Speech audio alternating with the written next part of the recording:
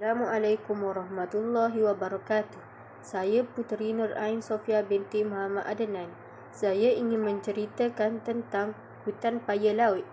Di Malaysia, terdapat beberapa kawasan hutan paya laut, iaitu Larut Matang di Perak, sebahagian pantai Kuala Selangor, pantai Semarahan Sadong di Sarawak, bahagian Delta Labuk Sugut di Sabah, Taman Negara Tanjung Piai di Johor.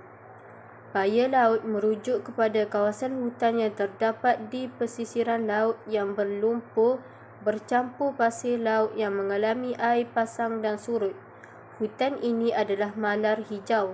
Di antara spesies yang tumbuh di kawasan hutan paya laut adalah seperti bakau minyak, bakau kurap, tengar, tumu putih, lenggadai dan pelbagai spesies-spesies yang lain dan yang bersaiz kecil. Batang pokok bakau tumbuh lurus. Ranting dan daun pokok merimbun dan membentuk lapisan kanopi yang sekata. Pokok bakau mempunyai daun yang lebar dan liat. Daunnya mempunyai kelenjar yang mengeluarkan garam yang berlebihan dalam pokok ke permukaan daun. Pokok bakau mempunyai sistem akar yang terdiri daripada akar ceracak, akar jangkang dan akar bani. Spesies bakau api dan perepat mempunyai akar ceracak yang merupakan akar pernafasan. Akar ini tumbuh secara menegak dan keluar dari permukaan tanah lumpur. Pokok bakau kurap dan bakau minyak mempunyai akar jangkang. Akar ini tumbuh di bahagian bawah pangkal batang pokok dan masuk ke dalam lumpur. Akar-akar ini dapat menyokong pokok daripada mudah tumbang dan membolehkan pokok menyerap oksigen daripada udara ketika air pasang.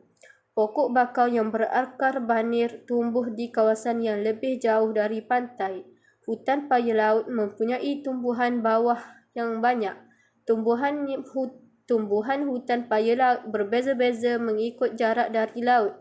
Dari darat ke laut terdapat pokok nibung, paku pakis laut, pokok nipah dan pokok bakau. Hidupan liar yang dapat ditemui pula ialah ikan belacak, ketam uca, kerang, memerang, burung bangau, ular, monyet dan spesies burung seperti burung merak, burung botak dan burung upih.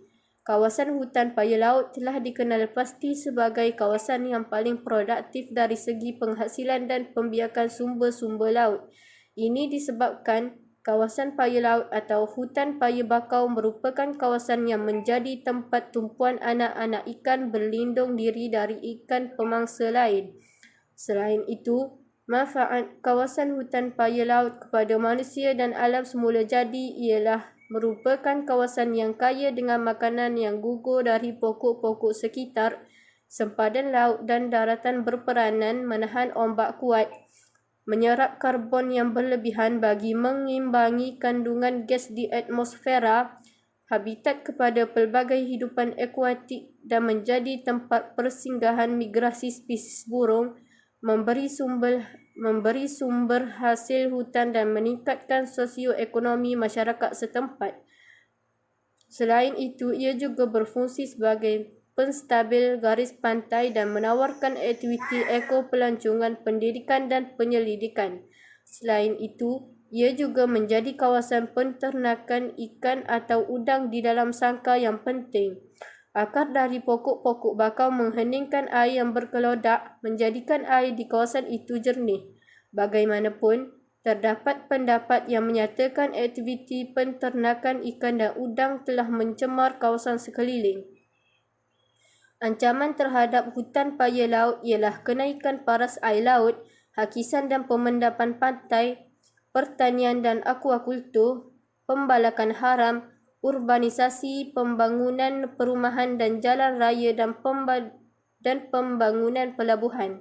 Selain itu, kawasan paya bakau juga sering diancam oleh aktiviti pembalakan kayu bakau. Kayu bakau yang tahan lama dan mampu terendam dalam air sering digunakan dalam pembinaan seperti tiang jeti. Selain itu, kayu bakau juga amat sesuai untuk dibakar untuk menghasilkan arang.